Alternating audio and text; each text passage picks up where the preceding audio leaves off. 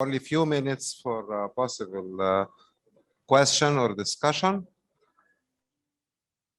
Okay. So I have only a question for Professor Khalid Ismail for his VBAC presentation. I will just ask him about 5 possible scenarios for VBAC to have the risk or safety.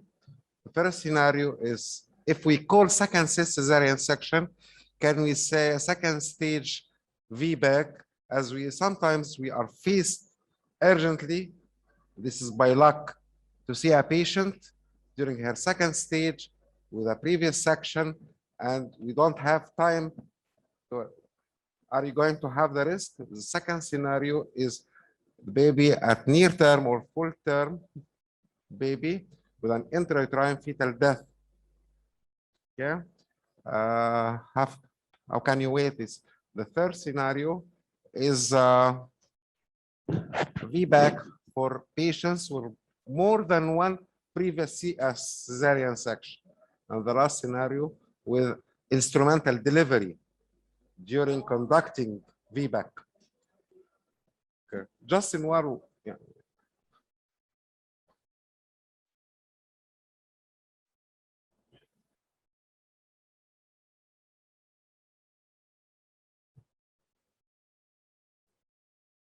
محاضرة كاملة. بقول محاضرة كاملة.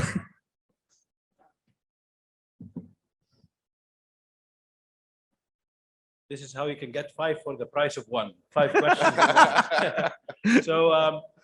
So the first scenario, you are faced on labor ward with a woman who has had a previous cesarean section, and she turns up to you and she's in labor, already in labor.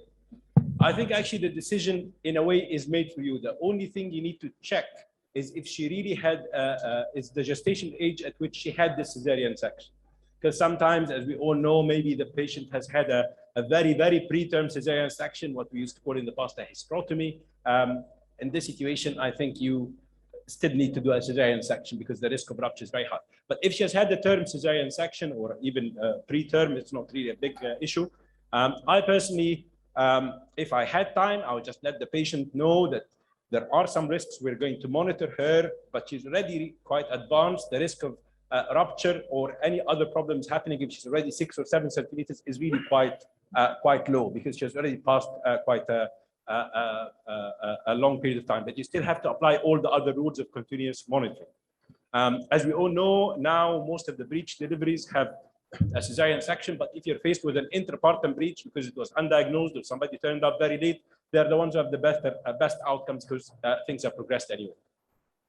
The second scenario is intrauterine death.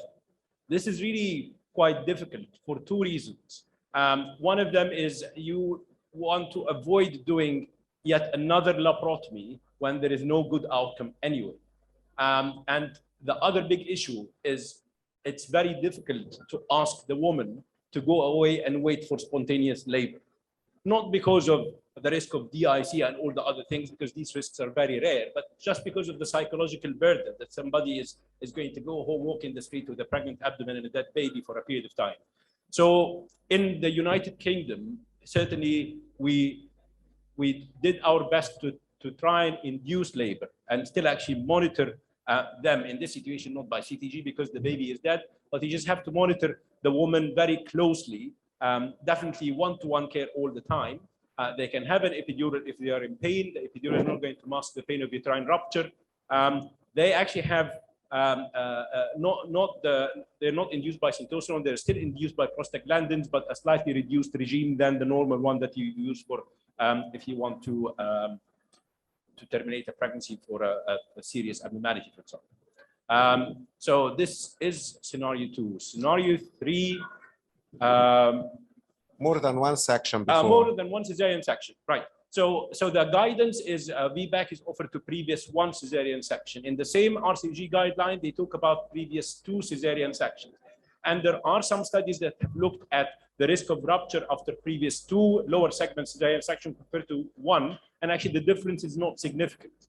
But in practice, we don't really recommend the VBAC for previous to cesarean section unless if the woman is aware that the evidence is weak to support her decision and she still wants to have that.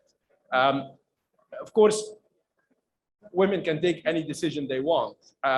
We as obstetricians or certainly midwives, our role is to support them. We try to give them guidance, but we had women who have had VBAC who decided to have water birth for the second VBAC. Of course, you can't have a CTG monitoring unless you have a very fancy underwater machine, but very few places have this. So you can't really monitor them. And we advise them very much against this. We had a patient who pushed it even further. She wanted to have a water birth at home, and you can actually get a portable pool delivered to your home in the UK.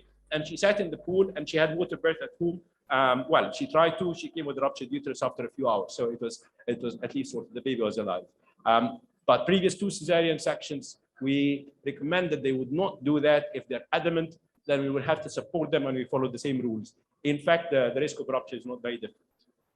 And does the use of instrumental delivery increase the risk? Yes, the use of instrumental delivery increase, and certainly in the evidence at the moment is showing that the background risk of operative delivery in cesarean section is roughly about 30 to 40%. So 1 in 3 VBACs who are successful will end up with an operative delivery, like a Van-Toos in most of the situations.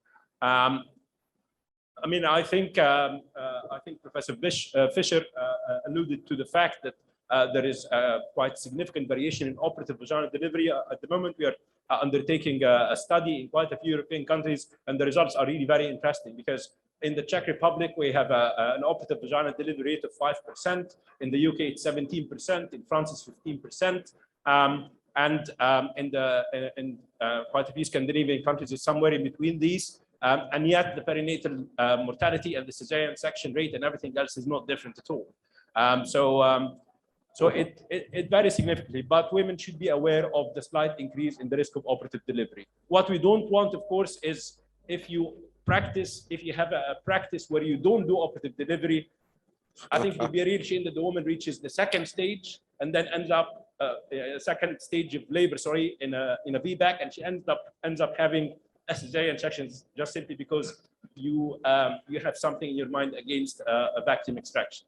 I don't know whether Professor Fisher wants to contradict me or agree or not. I don't know. Thank you very much, Professor Khalid, and you might have to add these 5 scenarios to your very nice presentation. Thank if you you want. want. Yes. I will. I will case this Okay. up. Thank you. Excuse me, sir. I have a question for Professor Katya, please. I have seen cases of megacystis at 28 weeks or 29 weeks. They are associated with back pressure on the kidneys together with oligohydramnios. What's your recommendation in such cases? Well, as I told you, it depends very much on how big is the distension of the bladder and at what time the oligohydramnios was detected for the first time. Because usually if the oligohydramnios are started before 26 weeks, the prognosis could be bad. Well, you know, unfortunately, when we see a patient with a megacystis in the 3rd trimester, there is not a lot we can do. But it would be, if there would be a effective treatment methods, surgical procedure, it would be very important to be able to distinguish between those with a more favorable prognosis and those with a less favorable prognosis. So it depends very much on how large is the bladder and how early started the oligohydramnios. But obviously, if you don't have this information, because you happen to see at 28 weeks and you don't know for how long has been there, there is not a lot what you can do, only observe. You mean that because the baby is now viable, 29 or 30, this is a very critical age. And usually the pregnant woman asks, what is the prognosis? There is oligohydramnios, which might be severe, and I saw many cases with severe oligohydramnios. Yes. And the mother asked, do I terminate or I continue?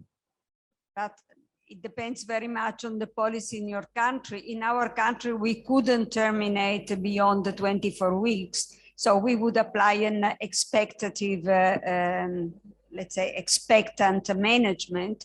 If you would be able to terminate here, and if the mother really wants it, and if you are sure that the oligohydramnios was already there from earlier on, because that's the key, the Yes. essential fact, you know, if the lungs got a chance of developing or not. So she should, at least she should be advised that the chances for survival is very low.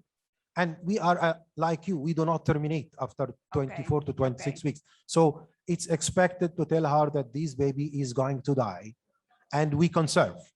Yes, well, I would say that the prognosis is very likely to be poor, but I must tell you that sometimes there are very unexpected outcomes. I saw myself cases where we were very pessimistic and the baby had a lot of problems, but is still alive after a few years, and the renal function is reasonable. So, you know, what is really tricky in these cases is that you have not a black and white situation. You have sometimes to give the benefit of the doubt. Yeah. Thank you very much.